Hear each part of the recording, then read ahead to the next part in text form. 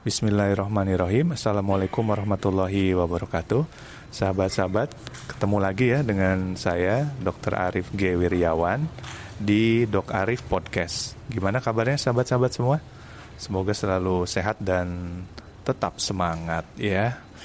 Sahabat-sahabat Dok Arif, di podcast kali ini kita akan coba singkat saja ngobrol ya bareng sahabat-sahabat semua tentang apa sih yang harus dilakukan ketika kita menjalani isolasi mandiri gitu. Sebagaimana kita tahu banyak banget nih sekarang mungkin keluarga kita, tetangga kita, saudara kita, kerabat kita gitu ya, mantan kita enggak ya gitu kan, yang sedang menjalani isolasi mandiri karena terkonfirmasi positif COVID. Nah, apa saja yang harus dilakukan oleh kita ya, atau keluarga kita atau saudara kita gitu ya, ketika sedang melaksanakan isolasi mandiri. Kita ambil sumbernya dari buku pedoman isolasi mandiri yang dikeluarkan oleh Perhimpunan Ahli atau Dokter Spesialis Penyakit Dalam ya. Ada latar belakangnya terdengar. Jadi buku ini dikeluarkan oleh Perhimpunan Ahli Dokter Spesialis Penyakit Dalam. Jadi ketika menjalani isolasi mandiri, yang harus kita lakukan yang pertama adalah tetap di rumah. Itu yang paling penting. Jadi nggak boleh jalan-jalan keluar dulu gitu ya. Tetap harus stay at home, di rumah saja, di tempat isolasi kita. Kemudian gunakan masker gitu. Nah, ini penting sekali nih. Kita harus atau sampaikan nanti ke keluarga kita, saudara kita, tetangga kita barangkali gitu ya. Selalu menggunakan masker di setiap aktivitas gitu. Oh, ada latar belakang muncul nih. Gunakan masker ketika misalnya kita sedang berjemur di luar rumah, ketika mungkin kita harus berhadapan dengan keluarga kita di rumah yang tidak terpapar gitu ya. Itu kita harus menggunakan masker. Kemudian tetap menjaga jarak 1-2 meter dengan anggota keluarga di rumah gitu ya. Kalau memang harus berpapasan atau bertemu dengan keluarga di rumah.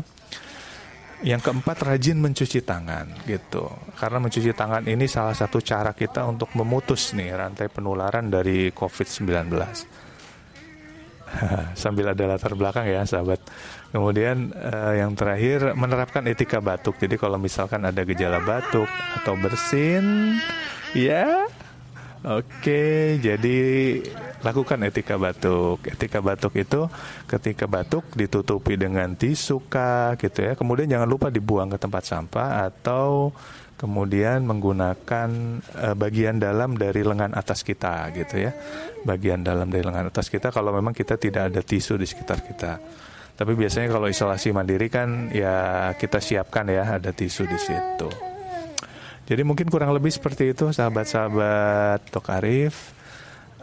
Bagaimana protokol isolasi mandiri yang tetap harus kita lakukan gitu ya, agar kita aman dan juga keluarga di sekitar kita aman.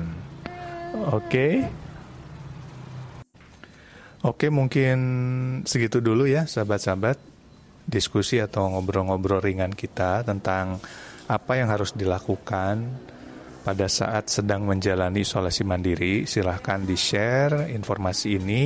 Mungkin ada tadi ya keluarga kita, mungkin teman kita, tetangga yang sedang menjalani isolasi mandiri, kita sampaikan.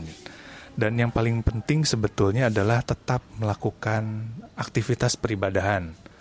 Itu jangan sampai ketinggalan ya.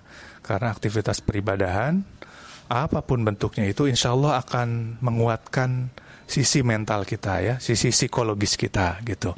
Dan ini akan sangat membantu proses penyembuhan dari sahabat-sahabat sekalian. Sekali lagi terima kasih dan mohon maaf tadi mungkin ada suara-suara di latar belakang ya gitu. Semoga bermanfaat. Sampai ketemu lagi di Dok Arif Podcast berikutnya. Assalamualaikum warahmatullahi wabarakatuh.